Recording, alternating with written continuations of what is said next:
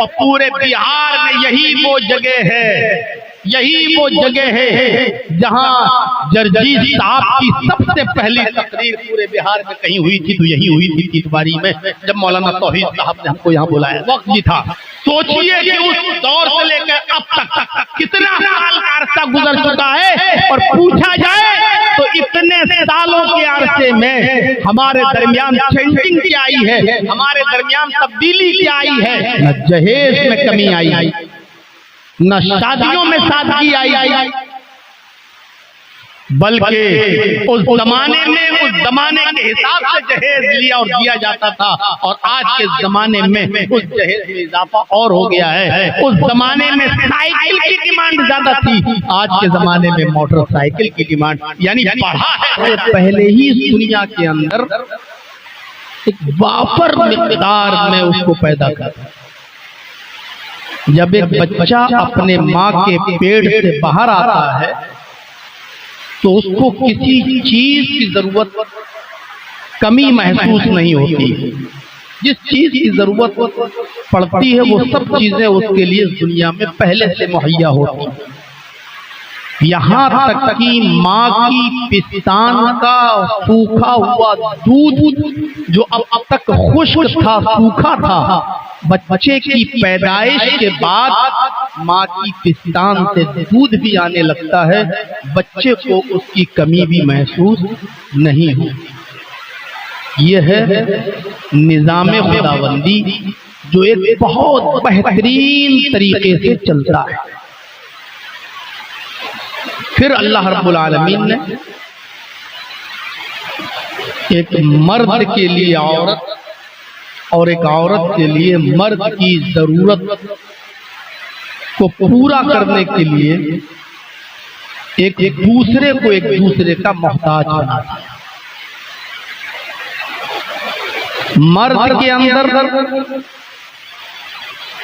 औरत की ख्वाहिश और औरत के अंदर मर्द की ख्वाहिश को रखा है खाने और पीने की तरह। जिस तरीके से अल्लाह ने आजाद नहीं छोड़ा कि तुम जो चाहो खाओ, नहीं, हलाल रिज़्क़ खाओ, मेहनत की कमाई से कमा कर खाओ, और हर चीज नहीं खाना है। जो चीजें हमने तुम्हारे लिए हलाल की हैं तुम्हें वो चीजें खाना है। इसी तरीके से अल्लाह रब्बुल आलमीन ने मर्द के लिए औरत को और औरत के लिए मर्द को पैदा किया। उसके लिए भी एक जायज रिश्ता रख दिया है कि निकाह के जरिए तुम इनको अपने ऊपर एक दूसरे को हलाल कर सकते हो। यहाँ पर भी अल्लाह रब्बुल आलमीन ने एक सिस्टम मुतय्यन किया है। जैसे हर चीज नहीं खा सकते हो, हर चीज नहीं पी सकते हो, ऐसे ही अपनी जरूरत दुनिया की हर औरत से पूरी नहीं कर सकते हो। जिस तरीके से खाने और पीने की चीजों में एक बाउंडेशन है, एक लिमिट है, उसी तरीके से अपनी जायज ख्वाहिशात को पूरा करने के लिए भी एक लिमिट मुतय्यन कर दी है। और निकाह का, शादी का एक बेहतरीन तरीका नाफिज कर दिया है, जिसके जरिए मर्द औरत से और औरत मर्द से अपनी जरूरत को पूरा कर सकती है। लेकिन शादी की इस्लाम ने इतना जरूरी बताया है और उसकी अहमियत पर लोगों को उभारा है। समाज और सोसाइटी के लोगों को इस बात की तरफ आमादा किया है कि अपने मुआशरे में, अपने समाज में किसी भी बेब्याहे को, किसी भी ऐसे शख्स को जिसका निकाह न हुआ हो, आप अपने मुआशरे और सोसाइटी में उसको मत रहने दें। ढूंढ कर, तलाश कर करके उनका निकाह कराओ, उनकी शादी कराओ। ये समाज की और सोसाइटी की जिम्मेदारी है। ये करिए की, बस्ती की, गांव की, शहर की और पूरे समाज की ये जिम्मेदारी है, क्योंकि बेब्याहा इंसान, बेनिकाह वाला इंसान जिसकी शादी नहीं हुई, चाहे वो मर्द हो या औरत, मुआशरे के अंदर, समाज के अंदर उसकी जात से फितना फैल सकता है, फसाद बर्पा हो सकता है। इस बात की तरफ अल्लाह तबारक व तआला ने इशारा है। मैं वो आयत आपके सामने पढ़ना चाहता हूँ। उस आयत के अंदर हम ये देखें कि किस तरीके से अल्लाह रब्बुल आलमीन उभार रहा है समाज और सोसाइटी को। वअन्किहुल अयामा मिनकुम वसालिहीन मिन इबादिकुम व इमाइकुम। आए समाज वालों, आए सोसाइटी वालों, आए मोहल्ले वालों, आए करिए वालों, आए गांव वालों, आए बस्ती वालों, तुम्हारे समाज में, तुम्हारे दरमियान, तुम्हारे बीच में जो भी बेनिकाह वाले लोग, चाहे वो लड़के हो या लड़की, मर्द हो या औरत, जिनकी शादियां नहीं हुई हैं, जिनके निकाह नहीं हुए हैं, जो बेनिकाहे हैं, तुम उनका निकाह करा दो। अल्लाह रब्बुल आलमीन ने यहाँ नौजवानों को हुक्म नहीं दिया कि तुम शादी कर लो। बस्ती वालों को, करिए वालों को, गांव वालों को, समाज वालों को, जिस मुआशरे में हम और आप रहते हैं, उस मुआशरे को, समाज को अल्लाह ने कहा कि तुम देखो कि तुम्हारी बस्ती में कौन गैर शादीशुदा है, जो बालिग हो चुके हैं, चाहे वो लड़का हो या लड़की, मर्द हो या औरत, अमीर हो या गरीब, जो भी गैर शादीशुदा हैं, तुम उनका निकाह करा दो, तुम उनकी शादियां करा दो। इससे अंदाजा लगाइए शादी की अहमियत देखिए कितनी ज्यादा। अल्लाह समाज को कितना पाकीज़ा बनाना चाहता है, कितना साफ सुथरा रखना चाहता है। ये तो हुक्म हो गया है समाज को और सोसाइटी को, बस्ती को, गांव को, कि तुम उनका निकाह करवाओ। और एक और हो, वसालिहीन मिन इबादिकुम व इमाइकुम, गुलामों में से और लौंडियों में से। अरब के अंदर गुलाम चलते थे, आज के जमाने में गुलाम और लौंडी का दौर खत्म हो गया है। उस जमाने में गुलाम और लौंडी चलते थे, बाजार लगता था बाकायदा, उस बाजार में लड़के बेचे जाते थे, लड़कियां बेची जाती थी। उनको, जिस लड़के को हमने खरीद लिया, जिस आदमी को खरीद लिया, वो जिंदगी भर के लिए हमारा गुलाम हो गया, क्योंकि हमने खरीद लिया। जिस लड़की को खरीदा वो हमारी लौंडी होगी, हमारी बांदी होगी। उस जमाने के अंदर ये आयत नाजिल हुई और अल्लाह ने उन गुलामों और लौंडियों के बारे में भी फरमाया कि शादी की जरूरत तो सबको है, हर मर्द को है, हर औरत को है, एक दूसरे की जरूरत तो सबको है। तो समाज का सबसे कमजोर तबका जो है वो गुलाम का तबका होता है, लौंडी का तबका होता है। अगर तुम्हारी नजर उन गुलामों पर पड़े और लौंडियों पर पड़े, जो समाज का सबसे कमजोर तबका है, तो इन गुलामों में से, इन लौंडियों में से भी जो नेक लोग हों, जो साले लोग हों, तुम उनका भी निकाह करा दो, उनकी भी शादियां करा दो, यानी बगैर शादी के किसी को न रहने दो। अब बताओ शादियों में गुलाम आदमी क्या खर्च करेगा? जर्जी साहब तो खुद किसी की गुलामी कर रहे हैं, तो अपनी शादी में हम क्या खर्च कर पाएंगे? एक लड़की खुद किसी की लौंडी है, खादिमा है, उसका निकाह हो रहा है, तो उसके घर वाले क्या खर्च कर पाएंगे? वो तो खुद ही लौंडी है। अल्लाह फरमाता है कि उन गुलामों की भी और उन लौंडियों की भी शादी करा दो जो नेक सालेह। और आगे बहुत जबरदस्त बात कही अल्लाह ने, यकूनू फुकरा, अगर ये फकीर होंगे, गरीब होंगे, तंगदस्त होंगे, मुफलिस होंगे, इनके पास खर्चा उठाने और पैसा खर्च करने की गुंजाइश नहीं होगी, तंगदस्त होंगे। तो इससे भी मत घबराओ। युगनिहिमुल्लाहु मिन फज़लिही, अल्लाह इनको अपने फजल से गनी कर देगा, अल्लाह इनको अपने फजल से अमीर बना देगा, मालदार कर देगा।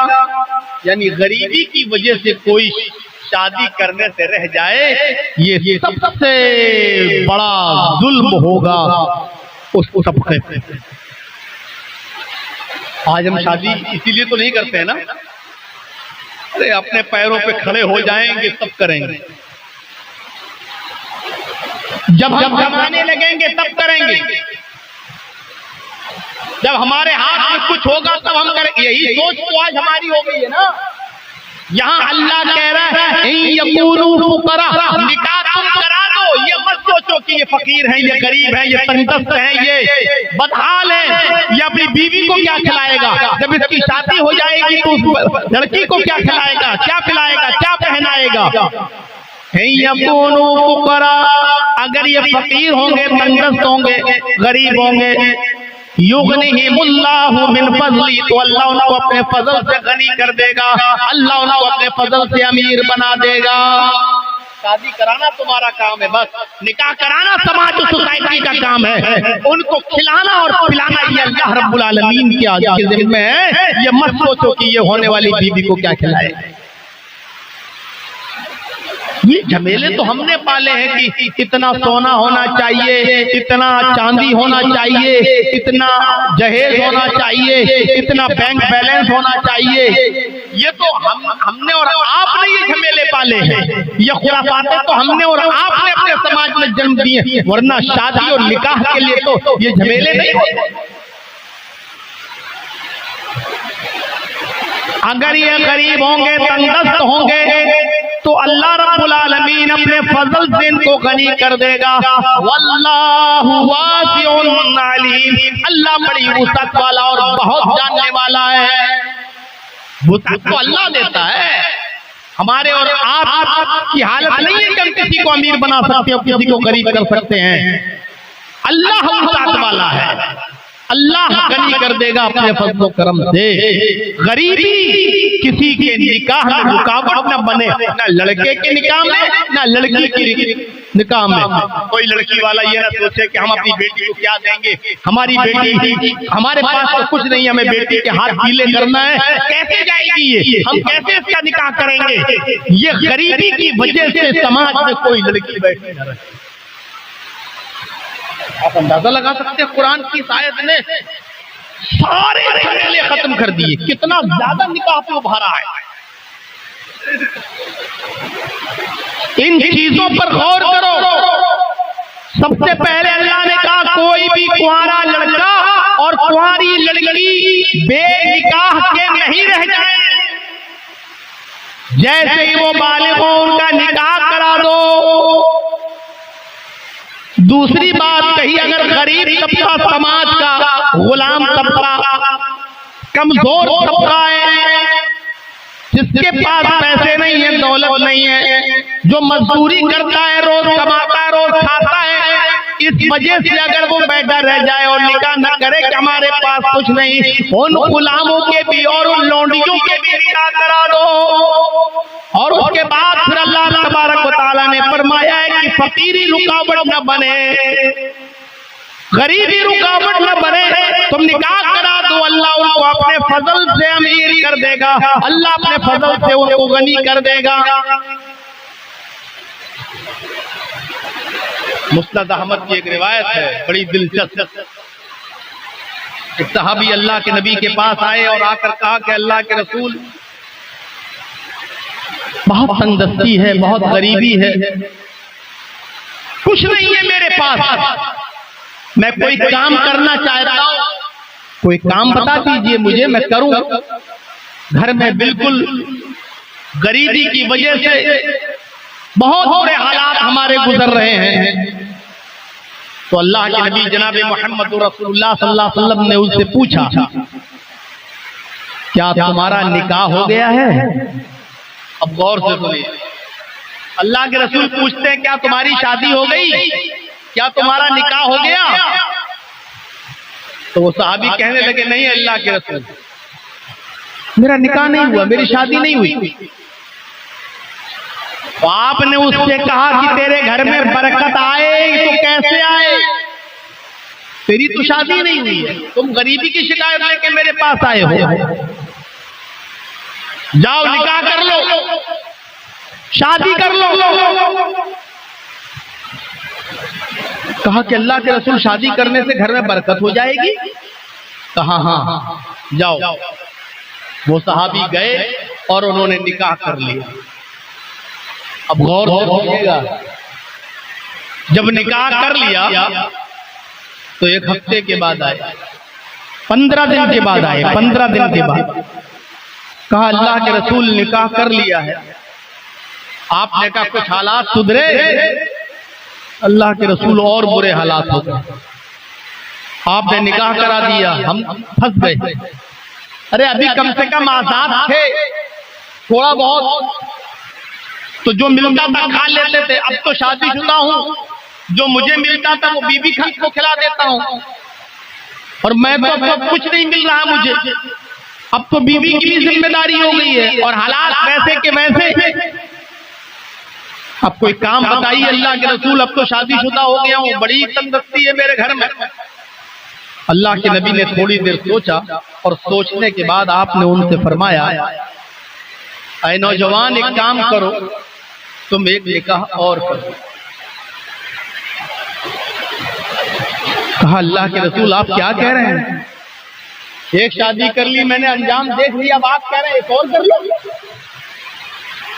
आपने कहा नहीं नहीं नहीं, जरूर कुछ दाल में काला, पता नहीं खैरो बरकत कैसे नहीं हो रही, शादी के बाद तो बीवी खैरो बरकत लेके आती है, एक औरत खैरो बरकत के दरवाजे खोल देती है, फिर क्या बात है तुम्हारे घर में बरकत नहीं, तुम एक और शादी। ठीक है आप कह रहे हैं तो आपकी बात गलत थोड़ी होगी, मैं कर लेता हूँ एक और। इमाम अहमद अपनी मुस्नद में नकल करते हैं, उस साहबी ने एक और निकाह किया। अब एक हफ्ते के बाद ही चले आए, 2 बीवी के मालिक बन गए, एक हफ्ते के बाद फिर चले आए। अल्लाह के नबी ने पूछा कहो क्या हाल है, सर नीचे कर। आपने कहा कोई बरकत नहीं हुई। तो अल्लाह के रसूल आप बरकत की बात कर रहे हैं, यहाँ हरकत बंद होने वाली है, अटैक न पड़ जाए मुझे, मामला बड़ा गंभीर हो गया, अब तो 2 बीवी की जिम्मेदारी है, पहले कुछ नहीं था और आपने अल्लाह के रसूल जब घर पे आता हूँ तो बीवियों की सुनना पड़ता है, और बाहर जाता हूँ तो कोई काम नहीं मिलता, मुझे कोई काम बताइए वरना ये दोनों बीवियां मेरी खैर खबर ले लेंगी। अब मुझे काम बताइए, आप ही ने कराया है दोनों शादी, आप ही रास्ता निकालिए। आपने थोड़ी देर सोचा और थोड़ी देर ठहरने के बाद, सोचने के बाद कहा नौजवान मेरा मशवरा है कि तुम एक शादी और करो। अब तो आपे से बाहर।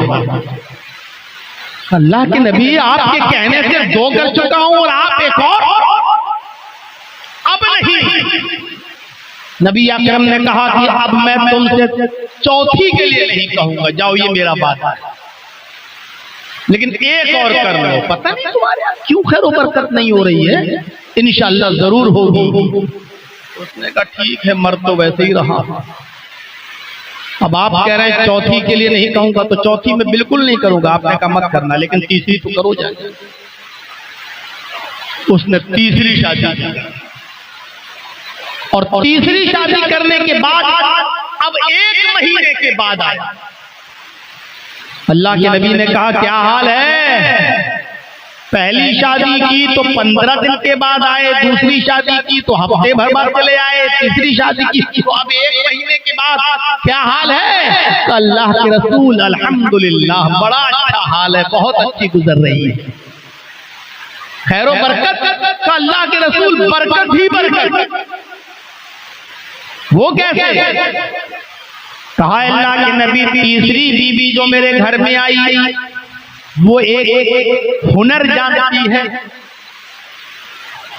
वो खजूर के पत्तों से चटाई बनाना जानती है, खजूर के पत्तों को बुनकर चटाई बनाती है और वो एक चटाई रोज बना लेती है, 1 दिरहम की इनकम हो जाती है, पूरा घर खाता है।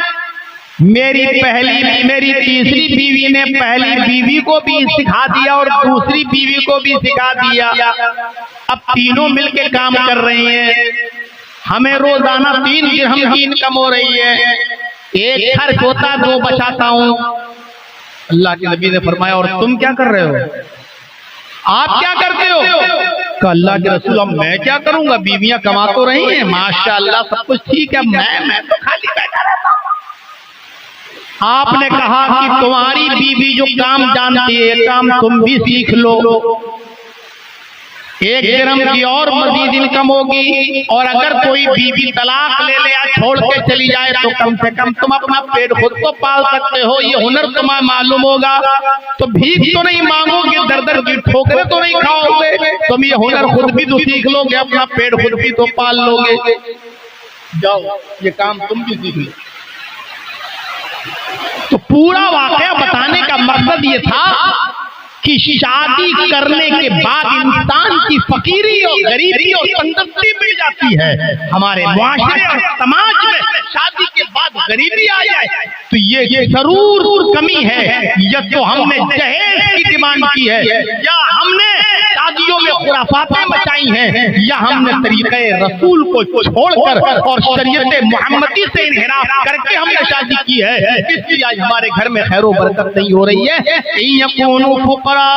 युगनिहिमुल्लाहु मिन फज़ली, अगर वो फकीर होंगे तो अल्लाह उनको अपने फजल से गनी कर देगा, अल्लाह उनको अपने फजल से अमीर कर देगा, अल्लाह उनको अपने फजल से नवाज देगा। ये बताया है कुरान। होटल खाली पड़ा हुआ है, जिसको खाने की जरूरत है खाने के लिए जा सकते हैं।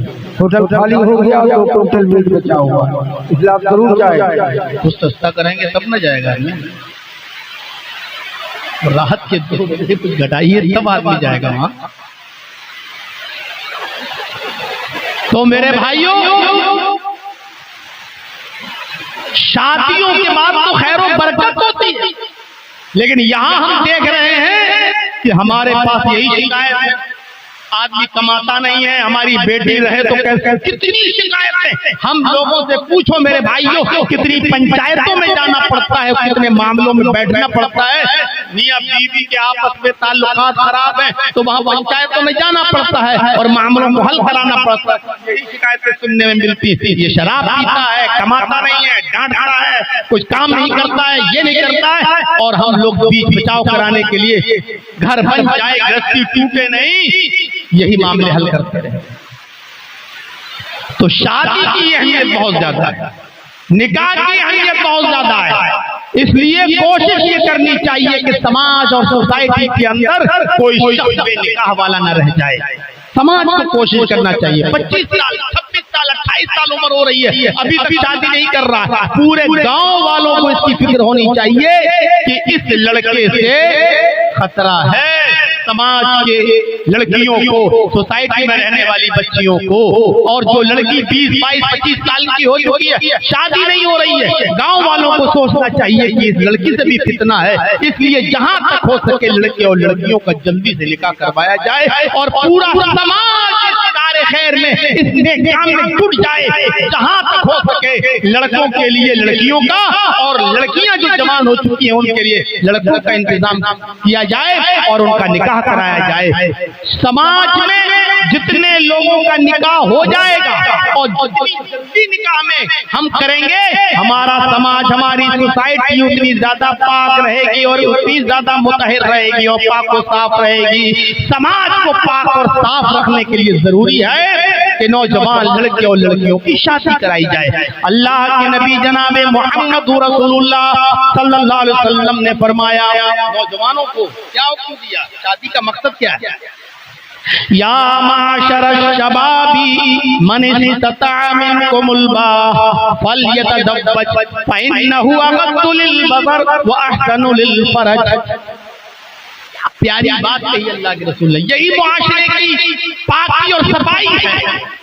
आए नौजवानों, या माशर शबाब, आए जवानों, आए नौजवानों की जमात, मन इस्तता मिनकुमुल बाह, अगर तुम्हारे अंदर ताकत है बीवी को खिलाने की, पिलाने की, पहनाने की, और बीमार हो जाए तो इलाज कराने की, और उसका पर्सनल जो हक है बीवी का उसको अदा करने की, अगर ये ताकत है तुम्हारे पास तो शादी कर।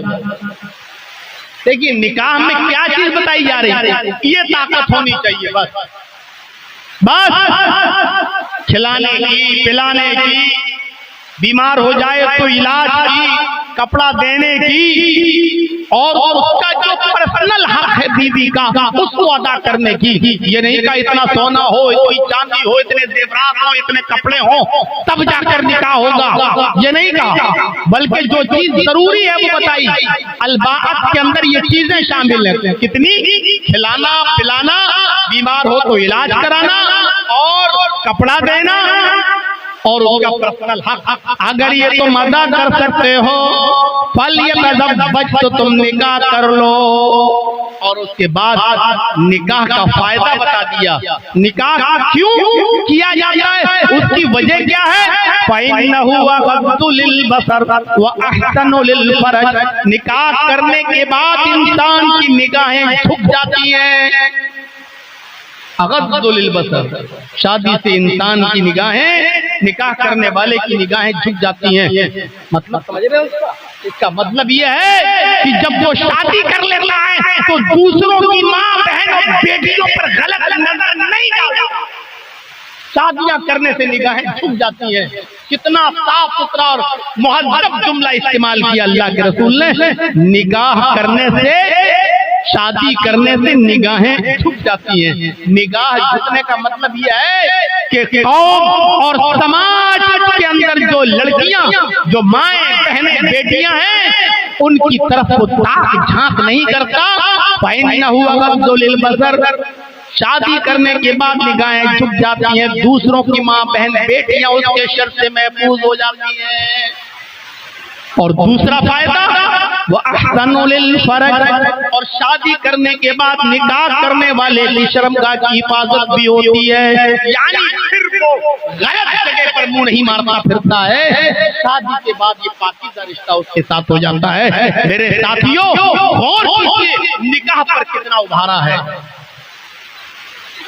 अभी आएंगी बातें आगे कि निकाह में क्या होना चाहिए, और निकाह में कितनी सादगी होनी चाहिए, और निकाह के अंदर जरूरी चीजें क्या क्या हैं। और हमारे समाज में 25 साल से ज्यादा का अरसा हो चुका है मेरे भाइयों तकरीरें करते हुए, और पूरे बिहार में यही वो जगह है, यही वो जगह है जहां जर्जीस साहब की सबसे पहली तकरीर पूरे बिहार में कहीं हुई थी, तो यही हुई थी तीतवारी में, जब मौलाना तौहीद साहब ने हमको यहाँ बुलाया था। वक्त भी था। सोचिए कि उस दौर से लेकर अब तक कितना साल का अरसा गुजर चुका है, और पूछा जाए तो इतने सालों के अरसे में हमारे दरमियान चेंजिंग क्या आई है, हमारे दरमियान तब्दीली क्या आई है। न जहेज में कमी आई, न शादियों में सादगी आई, बल्कि उस जमाने में उस जमाने के हिसाब से जहेज लिया और दिया जाता था, और आज के जमाने में उस जहेज में इजाफा और हो गया है। उस जमाने में साइकिल की डिमांड ज्यादा थी, आज के जमाने में मोटरसाइकिल की डिमांड, यानी बढ़ा है, घटा नहीं है। हमारे हर समाज और सोसाइटी में इस बात पर गौर होना चाहिए।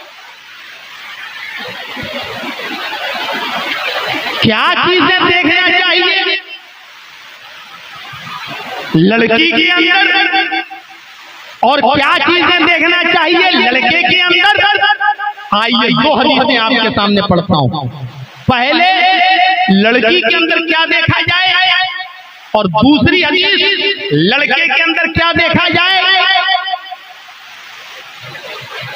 हदीस आपके सामने रखता हूं। तो तुनकाहुल मरातुल अर्बईन लिमालिहा वलिहसबिहा वलिजमालिहा वलिदीनिहा फज़्फ़र बिज़ातिद्दीन।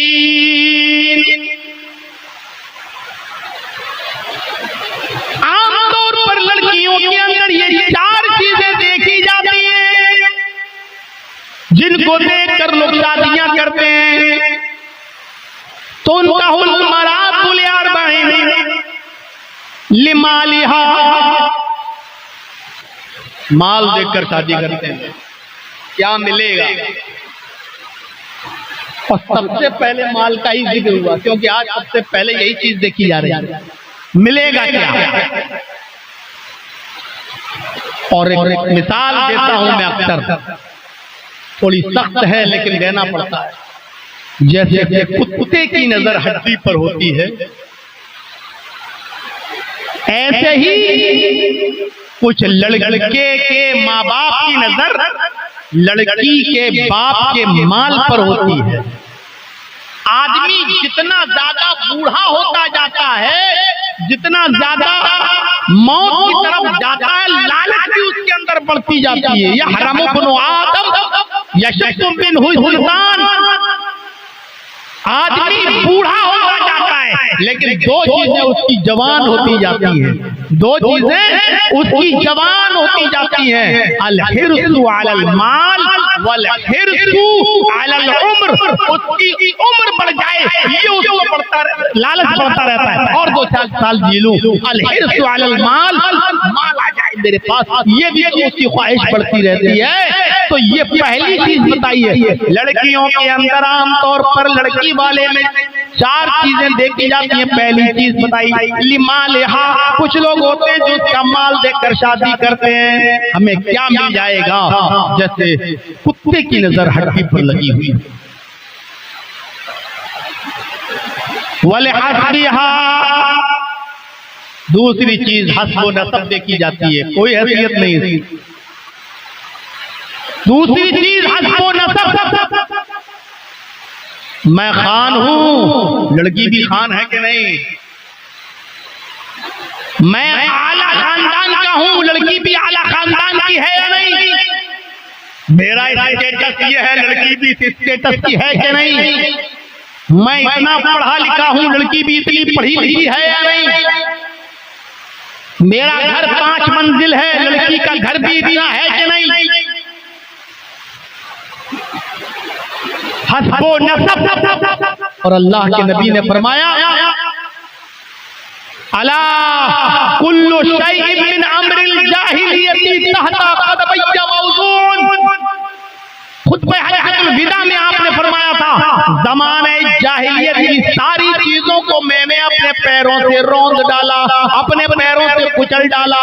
अब ज़माने जाहिलियत की कोई भी चीज अब राइज नहीं की जाएगी। लेकिन अल्लाह के नबी ने यह भी फरमाया, अरबउन फी उम्मती मिन अम्रिल जाहिलियती ला यतरुकुनहुन्ना।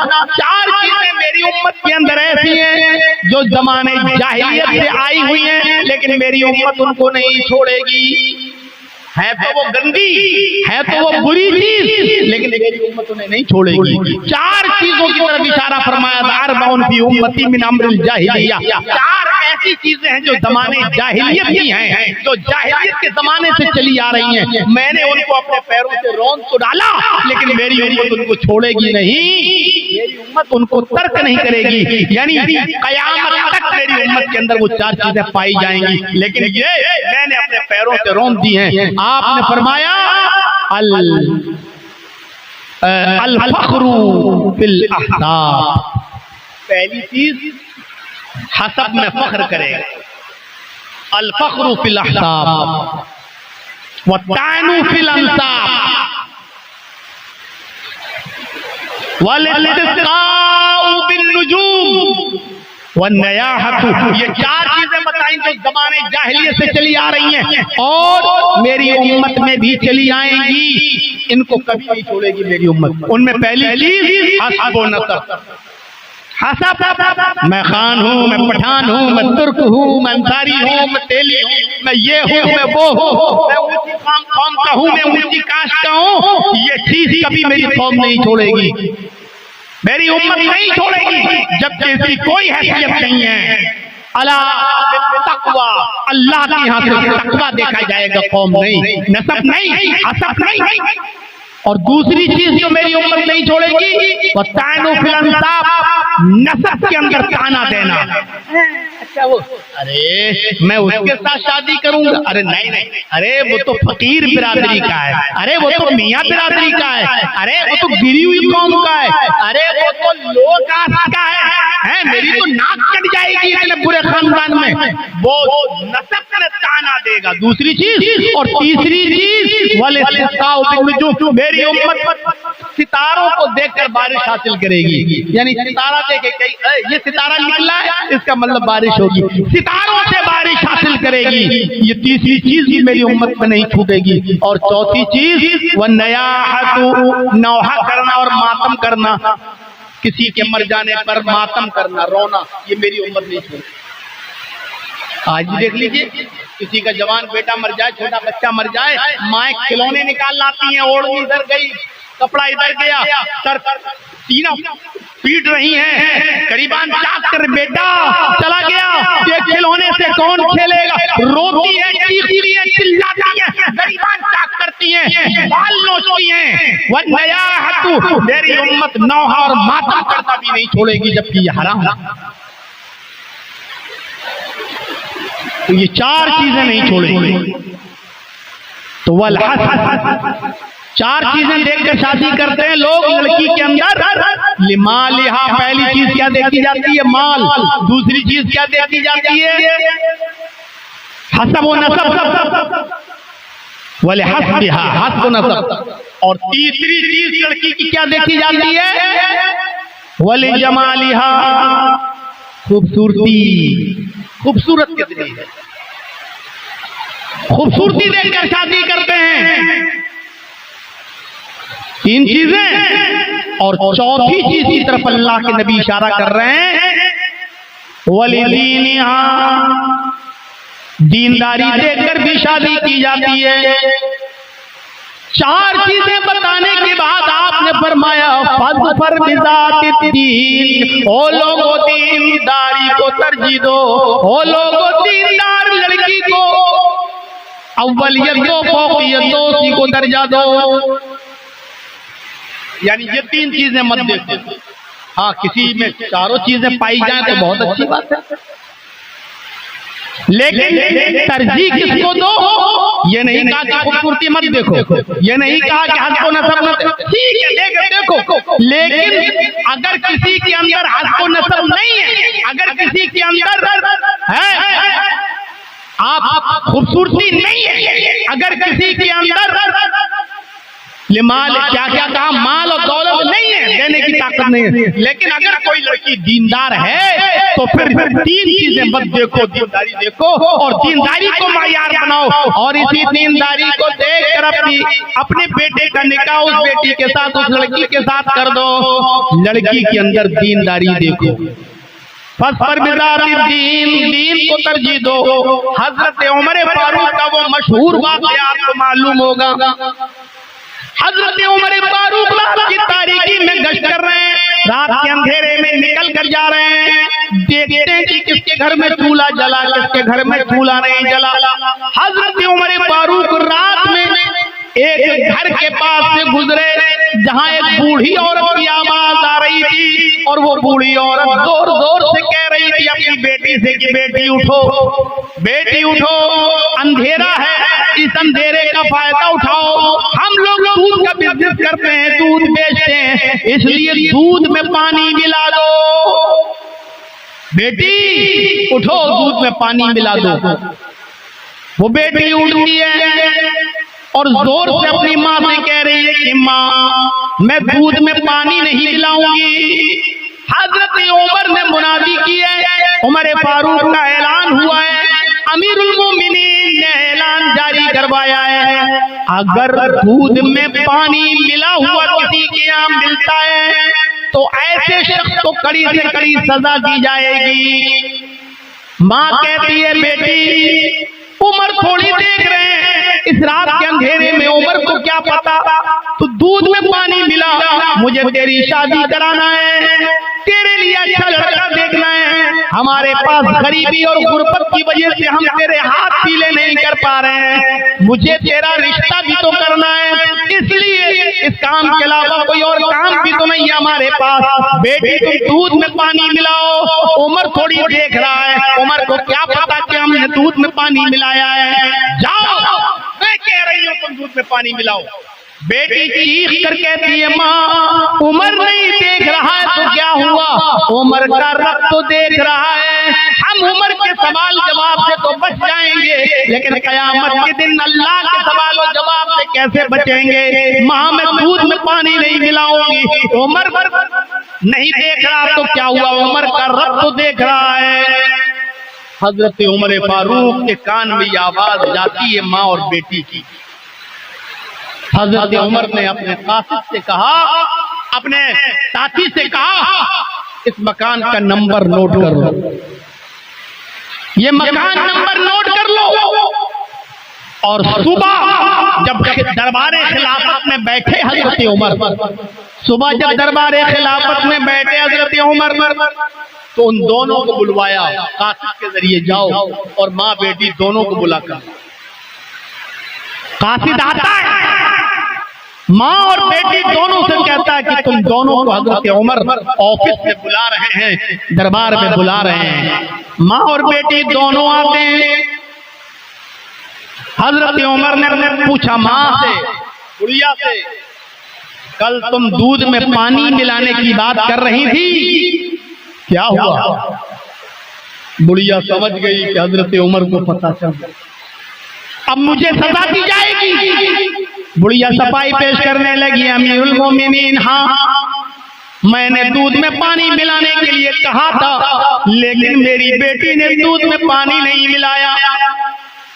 हजरत उमर ने कहा मैं ये भी जानता हूँ कि तेरी बेटी ने दूध में पानी नहीं मिलाया, मैं जानता हूँ, इसलिए तो तुम दोनों को मैंने यहाँ बुलाया है।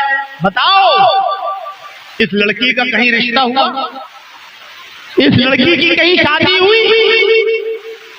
कहा नहीं अमीरुल मोमिनीन, मुझ जैसे गरीब लोगों को रिश्ता कहाँ मिलता है, गरीबी ने मजबूर कर दिया, इसलिए अभी इस लड़की का रिश्ता नहीं कर पाई, कर दूंगी जल्दी। हजरत उमर फारूक ने कहा कि तुम्हें रिश्ता देखने की जरूरत नहीं है, मेरा बेटा खाली है और मैं अपने बेटे के लिए तुम्हारी बेटी का हाथ मांग रहा हूं, इसलिए नहीं कि तुम गरीब हो, बल्कि सिर्फ इसलिए कि तेरी बेटी से शादी अपने बेटे के साथ में इसलिए कर रहा हूं क्योंकि तेरी बेटी दीनदार है। ये उम्र से नहीं, उम्र के रब से डरती है, ये उम्र से नहीं उम्र के रब से डरती है। और मैं यही चाहता हूं कि लोग उम्र से नहीं उम्र के रब से डरने वाले बन जाएं। तेरी बेटी को उम्र का खौफ नहीं है, उम्र के रब का खौफ है, इसलिए मेरी बहू बनने के लायक है, मेरे बेटे की बीवी बनने के लायक है, मैंने अपने बेटे के लिए तेरी बेटी को पसंद किया है। कहने लगी मजाक मत करो अमीरुल मोमिनीन। हजरत उमर ने कहा नहीं मैं मजाक नहीं कर रहा हूँ, मुझे दीनदार लड़की की जरूरत है, जो दीनदारी मैंने तुम्हारी बेटी के अंदर देखी है। हजरत उमर ने अपने बेटे का निकाह उस लड़की के साथ कर दिया। गौर कीजिए, ना हस्बो नसब देखा, ना माल देखा, ना हुस्नो जमाल देखा, खूबसूरती देखी थी, कुछ नहीं देखा, सिर्फ ये देखा कि वो लड़की उम्र से नहीं उम्र के रब से डरती है, दीनदार है, अल्लाह वाली है, नेक है। हजरत उमर ने अपने बेटे का निकाह उस लड़की के साथ कर दिया। अंदाजा लगा सकते हैं आप खैर और बरकत आए कहां से आज हमारे घरों में। हमने दीनदारी को मायार बनाना छोड़ दिया है। ये तो लड़के वालों को हुक्म है कि लड़की के अंदर दीनदारी देखो। अब एक हदीस में आपके सामने पढ़ने जा रहा हूँ जिसमें अल्लाह के नबी सल्लल्लाहु अलैहि वसल्लम लड़कियों वालों से कह रहे हैं, आए लड़कियों वालों, तुम्हारे पास जब कोई दीनदार लड़के का पैगाम आए तो उस पैगाम को तुम रायगा और बेकार न जाने देना। तुम्हें भी दीनदार लड़के के साथ अपनी बेटी का निकाह करना है। इज़ा तबइलैकुम मन तरज़ौना दीनहु व खुलुक़हु इज़ा ख़तबा इलैकुम मन तरज़ौना दीनहु व खुलुक़हु फ़ज़व्विजूहु इल्ला तफ़अलूहु तकुन फ़ितनतुन फ़िल अर्ज़ि व फ़सादुन अरीज़।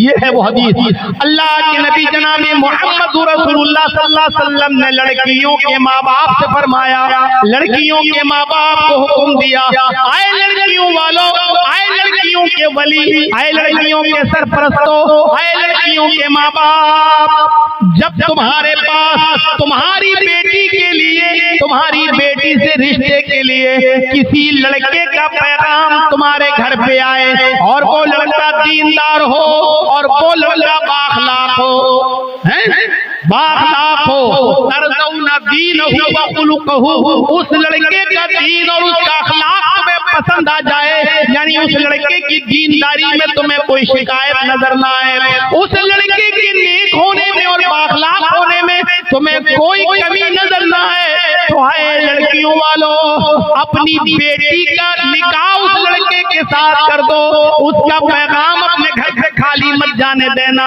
उस लड़के का पैगाम अपने घर से खाली मत लौटाना, उसके इरादे को मत तोड़ना, उसके पैगाम को मत लौटाना, हस्बो नसब देते हुए, अपनी सैलरी देते हुए उस दीनदार लड़के के साथ अपनी बेटी का रिश्ता ठुकरा मत देना, अपनी बेटी का निकाह उस लड़के के साथ कर देना, फ़ज़व्विजूहु, अपनी बेटी का निकाह उसके साथ कर देना, और फिर वार्निंग दी, केयरफुल किया, इल्ला तफ़अलूहु तकुन फ़ितनतुन फ़िल अर्ज़ि व फ़सादुन अरीज़।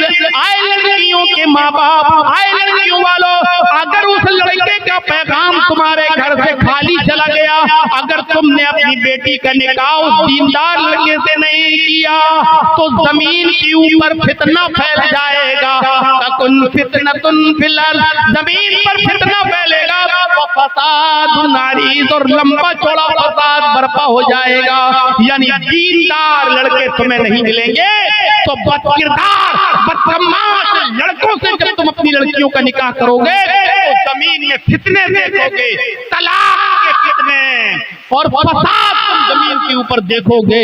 इसलिए दीनदार लड़के का पैगाम अगर तुम्हारी बेटी के साथ तुम्हारे घर पे आ जाए तो तुम्हें उसको नाउम्मीद नहीं लौटाना है, उसको हर हाल में तुम्हें अपनी बेटी का निकाह उस लड़के के साथ कर देना।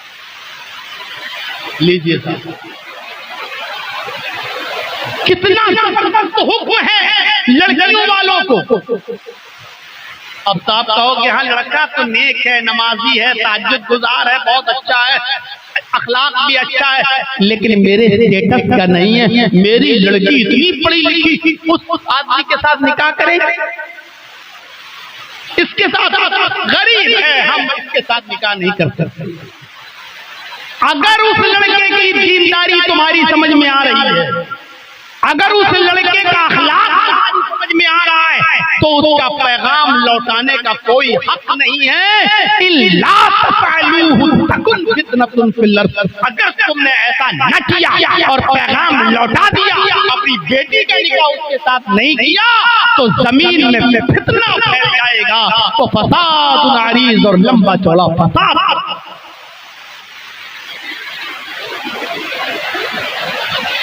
हर मुसलमान को गौर करना चाहिए, यहाँ जो बैठे सबको, और जहां तक मेरी आवाज जाए,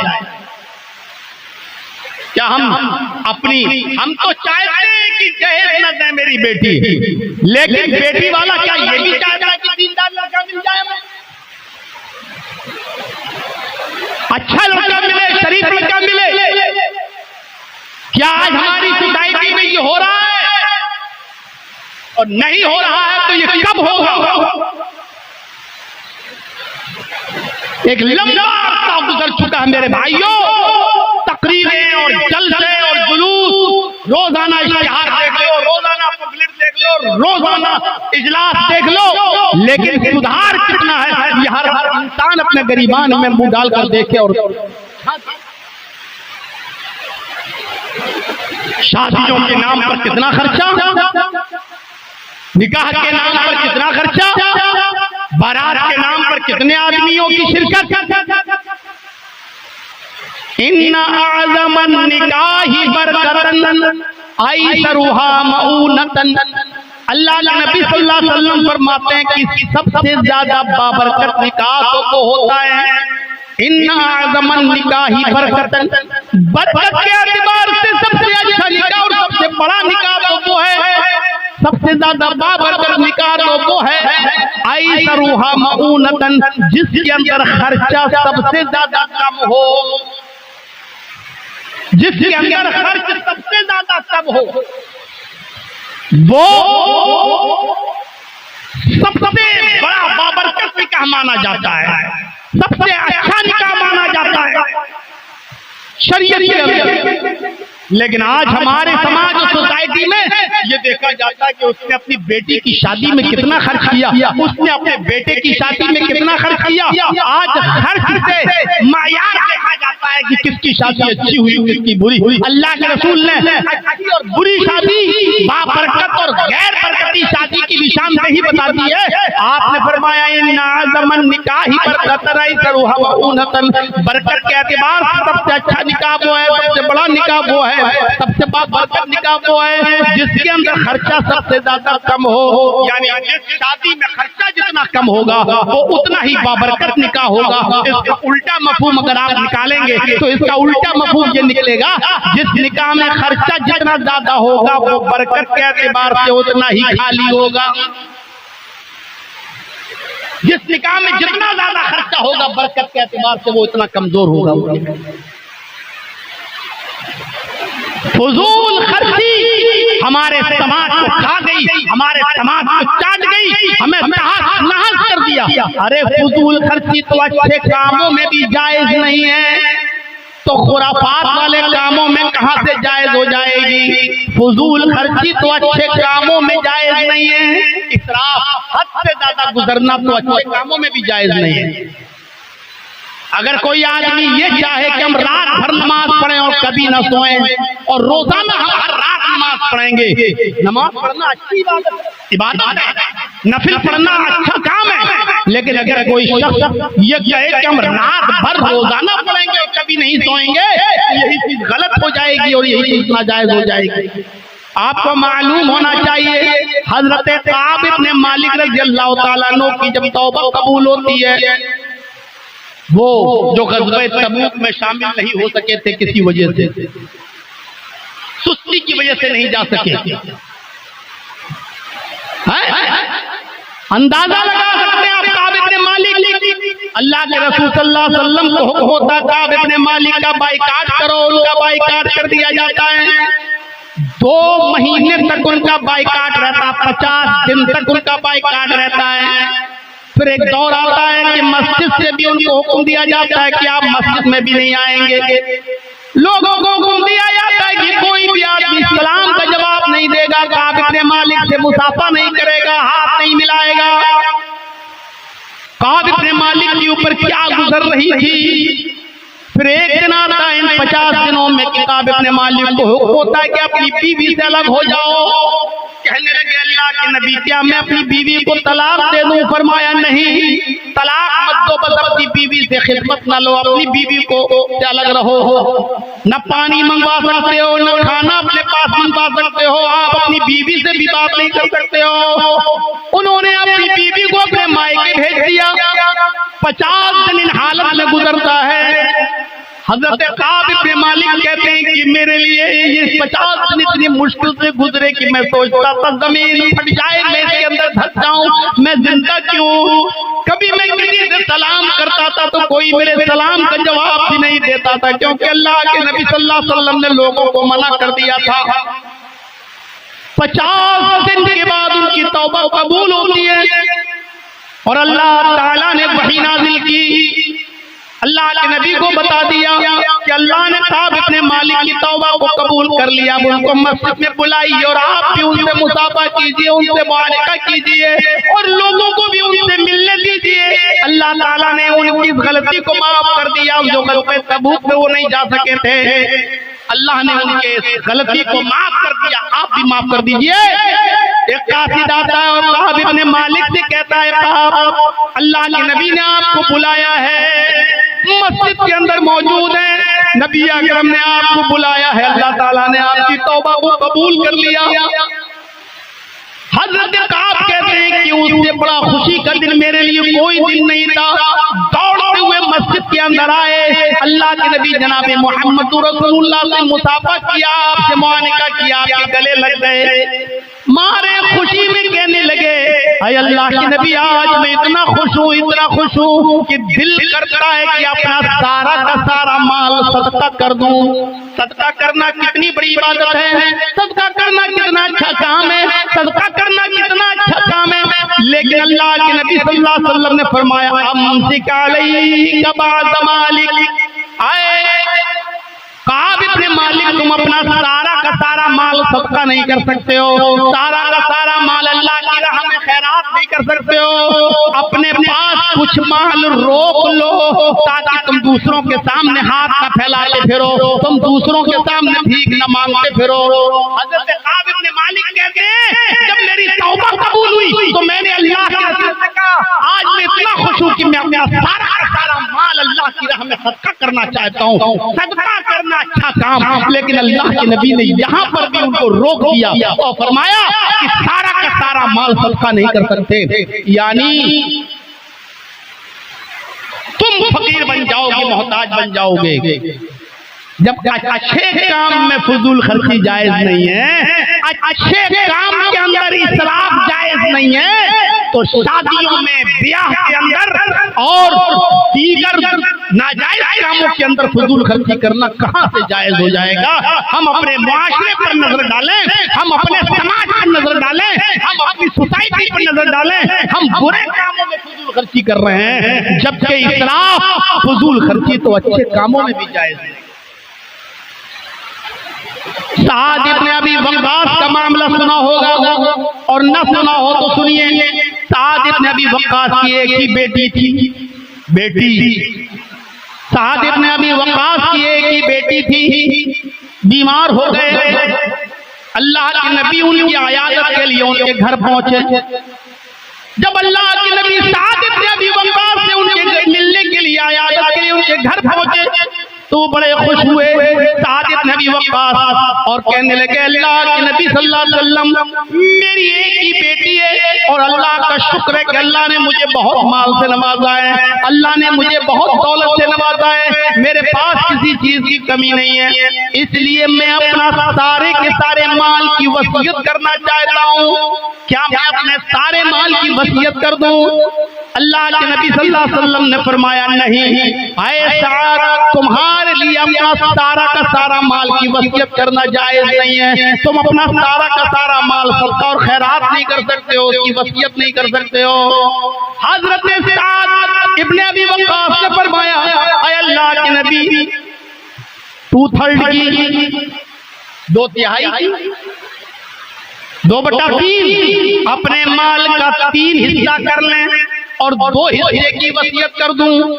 अल्लाह के नबी ने फरमाया, आए साद तुम 2/3 की भी वसीयत नहीं कर सकते हो।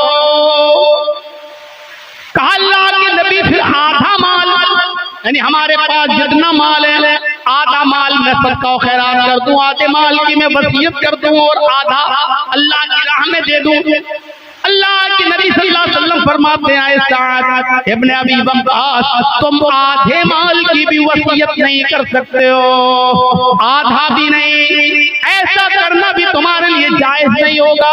तब हजरत साद इब्ने अबी वक्कास ने फरमाया, ऐ अल्लाह के नबी क्या 1/3 की 1/3 की वसीयत कर दूं, यानी मेरे पास जो माल है 1/3 को अल्लाह की राह में सदका कर दूं और 2/3 जो है वो हमारे अहल वयाल में, बीवी बच्चों में ये तकसीम हो जाएगा, यानी 1/3 की तो हम वसीयत कर सकते हैं।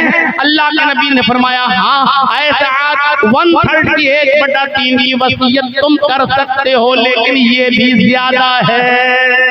1/3 की वसीयत तुम कर सकते हो, लेकिन ये भी ज्यादा है। मेरे भाइयों यहाँ से अंदाजा लगाइए, सदका और खैरात करना एक अच्छा काम है, दीनी काम है, गरीबों और मिस्कीनों में देना ये अच्छा काम है, दीनी काम है, लेकिन अल्लाह के नबी हज़रत साद को सारा का सारा माल सदका नहीं करने दे रहे हैं, 2/3 भी नहीं करने दे रहे हैं, आधा माल भी सदका नहीं करने दे रहे हैं। जब 1/3 की इजाजत मांगी कि 1/3 की मैं वसीयत कर देता हूँ और 2/3 मेरे इंतकाल के बाद मेरे वरसा में तकसीम होगा, तब अल्लाह के नबी ने फरमाया हाँ ठीक है 1/3 की वसीयत कर सकते हो, ये तुम्हारे लिए जायज है, लेकिन ये भी ज्यादा है। अब हम और आप अंदाजा लगाएं, सदका और खैरात एक अच्छा काम है, लेकिन फजूल खर्ची उसमें भी इसराफ ज्यादा जायज नहीं है। जब नेक और अच्छे काम में इसराफ जायज नहीं है तो कहाँ जायज होगा। कुरान की एक आयत और देखिए, वअलल मौलूदी लहू रिज़्क़ुहुन्ना व किस्वतुहुन्ना बिल मारूफ। यहाँ अंदाजा लगाइएगा, एक मर्द है, उसने अपनी बीवी को तलाक दे दी। जरा गौर से सुनिएगा मसला। मैं जानता हूँ कि अब रात के 12 बजे के बाद बैठना लोगों का मुश्किल हो गया है, लेकिन आप बैठे हैं और मैं हूं, इसलिए ये रात के 2:30 और 2:45 बजे तक ये बड़ी हिम्मत की बात है। थोड़ा सा टाइम मुझे और दीजिए, बड़ा एक जबरदस्त मसला बताने जा रहा हूं, गौर से सुनिएगा। एक मर्द है, उसने अपनी बीवी को तलाक दे दी, छोटा बच्चा है जो दूध पीता है। तलाक के बाद बीवी शौहर से अलग हो गई, बच्चा तो मर्द का माना जाता है, बेटा या बेटी जो भी है, बच्चा तो बाप का है, शरन बाप का है। अब यहां क्या कहा जा रहा है, मां से क्या कहा जा रहा है, औरत से, कि तुम्हारी गोद में तुम्हारे शौहर का बच्चा है, लेकिन बाप ने शौहर ने तलाक दे दी है। औरत चाहे तो उस बच्चे को अपने शौहर की गोद में डाल दे, ले तेरा बच्चा तू संभाल, मैं जा रही हूँ, तूने तो मुझे तलाक दे दी, फिर तेरा बच्चा मैं क्यों पालूं। जायज है, मां कह सकती है ये, क्योंकि बच्चा बाप का माना जाएगा। तो अलग बात है कि आजकल की अदालतें फैसला कर देती है और बच्चे से पूछती है बेटा तुम किसके पास रहना चाहते हो, बच्चे ने कह दिया माँ के पास, तो माँ के पास रखा जाता है, और बच्चे ने कह दिया बाप के पास, तो बाप के पास रखा जाता है। तो आज अदालतों का मामला अलग है, लेकिन शरअन बच्चा बाप का है। अब बाप को हुक्म है कि तुमने अपनी बीवी को तलाक तो दे दी है, लेकिन बच्चा चूंकि छोटा है वो अपनी माँ का दूध पीता है, इसलिए बच्चा तो अपनी माँ का दूध ही पिएगा। यहाँ औरत को हुक्म है कि वो अपने बच्चे को दूध पिलाने से मना नहीं करेगी, अगर से वो शौहर का है, लेकिन जब तक दूध पिएगा तब तक औरत उस बच्चे को दूध पिलाएगी, 2 साल दूध पिलाएगी। और बाप को हुक्म ये दिया जा रहा है कि जब तक वो बच्चा अपनी माँ का दूध पिएगा उस वक्त तक उसके खाने का, पीने का, पहनने का खर्चा पूरा का पूरा बाप उठाएगा, शौहर उठाएगा उसका। ये मतलब हिदायत का वालल मौलूदी लहू, जिसका वो बच्चा है उसी के जिम्मे है रिज़्क़ुहुन्ना व किस्वतुहुन्ना, उस औरत को खिलाना और पिलाना और पहनाना, यानी कपड़ा भी शौहर देगा और खाना पानी भी उसको वही शौहर देगा, जब तक वो औरत उसके बच्चे को दूध पिलाएगी। लेकिन ये खाना पीना और खर्चा कितना देगा शौहर, बिल मारूफ। समाज में जो चलन है, समाज में जो दस्तूर है वो खर्चा देगा। अगर समाज में दाल चावल खाया जाता है तो दाल चावल खिलाएगा, ये नहीं कि दाल चावल चलता है और औरत कहेगी तेरे बच्चे को दूध पिला रही ना, बिरयानी दे हमें पूरे 2 साल तक, हम कोरमा खाएंगे 2 साल तक, हम नहीं। गौर कीजिए, इधर भी इसराफ और फजूल खर्ची से मना कर रहा है इस्लाम। क्या कह रहा है, रिज़्क़ुहुन्ना व किस्वतुहुन्ना बिल मारूफ, कपड़ा भी पहनाओगे तुम, लेकिन जो समाज में चलता होगा, अगर 500 रुपए की साड़ी चलती है तो 500 रुपए की साड़ी तुम्हें देना है, अगर 500 रुपए का कपड़ा चलता है तो 500 रुपए का कपड़ा तुम्हें लेके देना है। समाज में जिस चीज का चलन है उसके हिसाब से, ये नहीं कि वो 50,000 का सूट मांगेगी तो 50,000 का सूट लाकर आप दोगे, नहीं। तो यहाँ पर भी इसराफ से मना किया है। मेरे भाइयों, फजूल खर्ची दीन के काम में जायज नहीं है तो नाजायज कामों में और गैर शरई कामों में कहां से जायज हो जाएगी फजूल खर्ची। तो इसलिए शादी और ब्याह के अंदर फजूल खर्ची से हमें अपने मुआशरे को पाक करना है, अपने मुआशरे को साफ करना है। फजूल खर्ची से हमें अपने आप को बचाना है। जरा देखिए आज क्या कितनी फजूल खर्चियां हैं। अल्लाह के नबी जनाबे मोहम्मद रसूलुल्लाह सल्लल्लाहु अलैहि वसल्लम के पास एक औरत आती है, बुखारी शरीफ की रिवायत, बड़ा दिलचस्प वाकया, 50 बार आपने सुना होगा, न सुना हो तो जहन नशीन करिए। एक औरत अल्लाह के नबी सल्लल्लाहु अलैहि वसल्लम के पास आती है और कहती है कि अल्लाह के रसूल, मैं अपने आप को आपको हिबा कर रही हूँ, मैं अपने आप को आपको सौंप रही हूँ, आप मेरे साथ निकाह कर लीजिए। अल्लाह के नबी खामोश रहे। उसने दोबारा कहा, अल्लाह के रसूल, मैं आपसे निकाह करना चाहती हूँ। अल्लाह के नबी फिर खामोश रहे। उसने तीसरी मर्तबा कहा, अल्लाह के नबी, मैं आपके साथ निकाह करना चाहती हूँ। अल्लाह के नबी जनाबे मोहम्मद रसूलुल्लाह तीसरी मर्तबा भी खामोश रहे। एक सहाबी वहीं बैठे हुए थे, वो सहाबी ने जब देखा कि ये बार बार कह रही है और अल्लाह के नबी खामोश हैं, तो सहाबी बोल पड़े कि अल्लाह के रसूल, ये औरत बार बार आपसे निकाह के लिए कह रही है कि मैं शादी करना चाहती हूँ, लेकिन आप खामोश हैं, आप बोल नहीं रहे। अगर आप को करना है तो हाँ कहिए, और नहीं करना है तो मेरे साथ करा दीजिए शादी। ओफो, क्या मंजर होगा जिस वक्त की साहबी कह रहे हैं कि अल्लाह के नबी, आप अगर नहीं करना चाहते तो मेरे साथ कर दीजिए। औरत वहीं बैठी है और वो साहबी कह रहे हैं, अल्लाह के रसूल, अगर आप नहीं कर सकते तो मेरे साथ कर दीजिए। अल्लाह के नबी फरमाते हैं, देखो मैं तो नहीं कर सकता, अब मैं नहीं करूंगा शादी, अब निकाह की मेरे अंदर गुंजाइश नहीं, लेकिन हाँ अगर तुम करना चाहते हो तो बताओ। अल्लाह के रसूल, अगर आप नहीं कर रहे तो मेरे साथ कर दीजिए, इसकी करवा दीजिए शादी। अब आपने उस औरत से पूछा, आए खातून, मैं तो निकाह नहीं कर सकता, लेकिन ये मर्द, ये सहाबी तुमसे निकाह करना चाहते हैं, तुम यही बैठी हुई हो, तुम दोनों एक दूसरे को एक नजर देख ही रहे हो, लिहाजा तुम अगर इससे करना चाहो तो कर लो, मैं तो नहीं कर सकता। उस औरत का जवाब सुनिए। उस औरत ने कहा कि अल्लाह के नबी, आई थी मैं आपके लिए निकाह की गर्ज से, निकाह के मकसद से, लेकिन अगर आप नहीं करना चाहते हैं तो मेरा निकाह इसके साथ कर दीजिए, मैं करने को तैयार हूँ, मैं जरूरतमंद हूँ। अल्लाह के रसूल, मुझे घर बसाना है, मेरे माँ बाप नहीं है, इसलिए मुझे किसी की बीवी बनना है, मुझे अपना घर बसाना है, आप नहीं कर रहे तो इसके साथ मेरा निकाह करा दीजिए। जब उस औरत की इजाजत हो गई तो अल्लाह के नबी जनाब मोहम्मद रसूलुल्लाह सल्लल्लाहु अलैहि वसल्लम ने उस सहाबी से कहा, चलो ठीक है, ये औरत तुम्हारे साथ निकाह करने के लिए तैयार है, इसको दोगे क्या, मेहर क्या दोगे इसको? भाई औरत है, निकाह होगा, मेहर दोगे, क्या दोगे?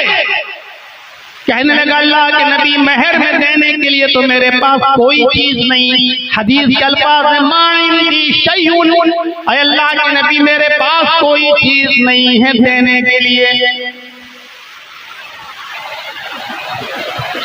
अल्लाह के नबी ने फरमाया, घर जाओ, कुछ तलाश करो, कुछ मिल जाए तो लेकर आओ।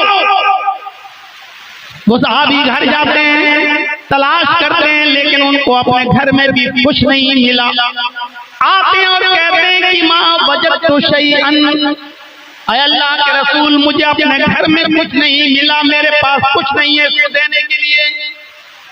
घर में कुछ नहीं और शादी करना चाह रहे हैं। हम और आप ये तसव्वुर कर सकते हैं, कुछ ना हो और शादी का ख्याल। अल्लाह के नबी ने दोबारा भेजा, जाओ दोबारा जाओ। तो अल्लाह के रसूल, जब मैं घर में देख के आया हूँ कुछ नहीं है तो दोबारा क्यों भेज रहे हैं? आपने कहा लोहे की अंगूठी मिल जाए तो वही ले आओ, वही दे दो इसको मेहर में, अरे कुछ तो दोगे। वो सहाबी गए और दोबारा अपने घर जाने के बाद लोहे की अंगूठी को तलाश करते हैं, लेकिन उनके पास इतना भी नहीं कि लोहे की अंगूठी मिल जाए। वो आते हैं और कहते हैं, माँ वजदतु खातमम मिनल हदीद, अल्लाह के रसूल, लोहे की अंगूठी भी मुझे नहीं मिली, मैं लोहे की अंगूठी भी नहीं दे सकता, मेरे पास देने के लिए लोहे की अंगूठी भी नहीं है। अल्लाह के नबी सोच में पड़ गए, कहने लगे तुम्हारे पास कुछ भी नहीं है, लोहे की अंगूठी तक नहीं दे सकते हो, बताओ फिर सही महर में दोगे क्या? कुछ भी नहीं है तुम्हारे पास। कहने लगा अल्लाह के रसूल एक चीज है मेरे पास, अगर वो महर देने में काम आ जाए तो मैं तैयार हूँ। आपने कहा क्या? अब उसने जो चीज बताई उसको सोच के आप दंग रह जाएंगे। हिंदी इज़ारुन, अल्लाह के रसूल मेरे पास एक लुंगी है, एक लुंगी है, जब मैं सोता हूँ तो उस लुंगी को पहन लेता हूँ, जब मैं सोता हूँ तो उस लुंगी को बांध लेता हूँ। यानी नई लुंगी नहीं है, पुरानी लुंगी है, सोते वक्त में पहन लेते। आपने कहा ठीक है वही लुंगी इसको दे दे, पुरानी। कहा अल्लाह के रसूल इसको अगर मैं दे दूंगा तो मैं क्या पहनूंगा? अगर वो लुंगी मैंने इसको दे दी तो मैं क्या पहनूंगा? एक काम करते हैं, उस लुंगी के दो टुकड़े कर देते हैं, बीच से फाड़ देते हैं, आधी लुंगी इसको दे देता हूँ और आधा मैं रख लेता हूँ। आपने कहा आधी लुंगी में उसका क्या होगा? और आधी लुंगी का तेरे भी कोई काम की नहीं रहेगी। उसने कहा अल्लाह के रसूल कोई काम की नहीं रहेगी, लेकिन कहीं बिछा कर बैठने के काम तो आ जाएगी। मैं कहीं बिछा लूंगा, बैठ तो जाऊंगा, सस्ता तो लूंगा, पहनने के लायक न रहेगी तो क्या हुआ? कहीं बिछा कर बैठने के काम में तो आ जाएगी, लेकिन मैं पूरी लुंगी नहीं दे सकता, आधी दूंगा। अल्लाह के नबी कहते हैं फिर तू ही रख ले। आधी जब उसके किसी काम की नहीं है और आधी तेरे भी किसी काम की नहीं है, देना हो तो पूरी लुंगी दो। कहने लगा पूरी तो नहीं दे सकता। गौर करो, एक पुरानी लुंगी भी नहीं है उसके पास देने के लिए, और शादी कह रहा अल्लाह के रसूल मेरी कर दीजिए, मेरी करा दीजिए। अब अल्लाह के नबी ने सहाबी से पूछा कि अच्छा ये बताओ कुरान कितना याद है? अब उसने गिनाना शुरू कर दिया। अल्लाह के रसूल मुझे सूरह मुल्क याद, अल्लाह के नबी मुझे सूरह हाक़ा याद, अल्लाह के नबी मुझे सूरह नबा याद, अल्लाह के नबी मुझे सूरह दहर याद, मुझे सूरह क़यामा याद। एक एक करके सूरतें गिनाने लगा।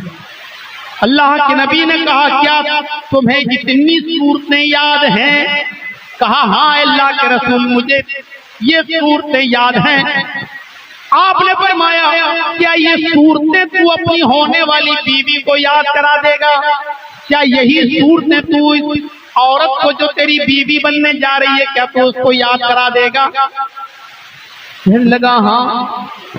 आपने उस औरत से पूछा क्या खातून तेरे होने वाले शौहर के पास माल देने को कुछ नहीं है, लेकिन कुरान की इतनी सूरतें उसको याद है, अगर मैं उन्हीं सूरतों को महर बना दूं और तेरा शौहर तुझे ये सूरतें याद करा दे तो क्या तू इसी को महर मानने के लिए तैयार है? क्या इसी को तू कबूल करने के लिए तैयार है? क्या इसी को तू एक्सेप्ट करने के लिए तैयार है? उसने कहा अल्लाह के रसूल जिस औरत के निकाह में कुरान की ये सूरतें महर बन जाए, जिस औरत के निकाह में कुरान की सूरतें महर बन जाएं, उससे ज्यादा पाकीज़ा निकाह, उससे ज्यादा बाबरकत निकाह किसका हो सकता है? मुझे मंजूर है ऐ अल्लाह के नबी मेरा निकाह इस मर्द के साथ कर दीजिए और ये मुझे कुरान की सूरतें याद कराते, यही मेरा महर हो जाएगा। तब अल्लाह के नबी जनाब मोहम्मद रसूलुल्लाह ने उस आदमी का निकाह पढ़ाया, उस औरत के खुदा वली बन गए और उसका निकाह कराकर उस औरत को वहीं रुखसत कर दिया। ये सादगी है इस्लाम के अंदर, ये संजीदगी है इस्लाम के अंदर। न बारात का पता, न मेहंदी का पता, न उपटने का पता, न 400 और 500 आदमियों की 200-300 आदमियों की बारात का ठिकाना। मेरे भाइयों वहीं बैठे बैठे मामला हल हो गया और निकाह कर दिया गया और रुखसती भी हो गई। न लड़के को जहेज लेना पड़ा, न लड़की को जहेज देना पड़ा। ये है इस्लाम की संजीदगी, ये है इस्लाम की सादगी। इसीलिए निकाह पर जोर दिया है इस्लाम ने कि गरीबी हाय ना हो और रुकावट ना बने। किसी गरीब को भी ये कहने का मौका नहीं मिलना चाहिए कि गरीबी की वजह से मेरा निकाह नहीं हो रहा है।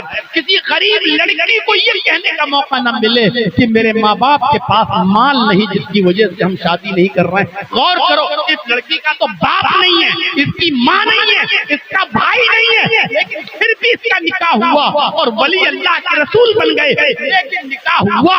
मेरे भाइयों, इस्लाम में हर लड़की को निकाह की इजाजत है। सिर्फ माल मत देखिए, दौलत मत देखिए। मुआशरे में शादी को इतना आसान करिए, निकाह को इतना आसान करिए कि कोई भी कुंवारा लड़का और कोई भी कुंवारी लड़की बाकी न रह जाए। यही समाज को पाक और साफ रखने का सबसे बेहतर तरीका है। उम्र बढ़ाना, 30 साल की उम्र तक पहुंचकर शादियां न करना मेरे भाइयों मुआशरे को डेंजर पोजीशन में छोड़ने के मुतरादिफ है। यह याद रखना, समाज में जो लोग 28-30 साल के और शादियां नहीं हो रही हैं, बुरा मानिएगा, समाज कि लोगों को खतरा महसूस होना चाहिए ऐसे लोगों से, और ऐसी लड़कियों से भी खतरा महसूस होना चाहिए जो 25-25, 30 साल की हो गई और अभी तक निकाह नहीं कर रहे हैं। इनकी जिम्मेदारी बनती है समाज के ऊपर और सोसाइटी के ऊपर कि वो निकाह कराएं।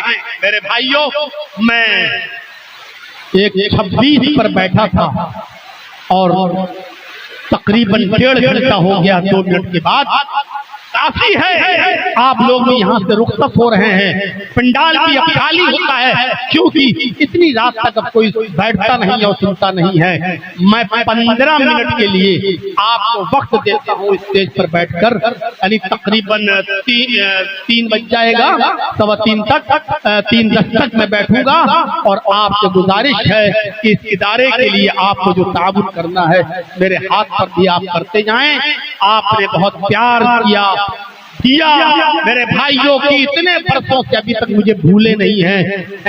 26, 27, 28 साल का जमाना गुजर गया और अब तक आप मुझे बराबर सुनते आ रहे हैं। अल्लाह ताला ये मोहब्बत बरकरार रखे। आप मेरे हाथ में क्या देते हैं, अपनी मोहब्बत को सबूत दीजिए। हम अल्लाह से दुआ करते हैं कि अल्लाह अमीन हमारी खताओं को माफ फरमा दे, हमारे गुनाहों को बख्श दे, हम जमीअ मुसलमानों पर रहम फरमा, इस इदारे को दिन दुनिया और रात चौकनी तरक्की अता फरमा। हमारे नौजवान लड़कों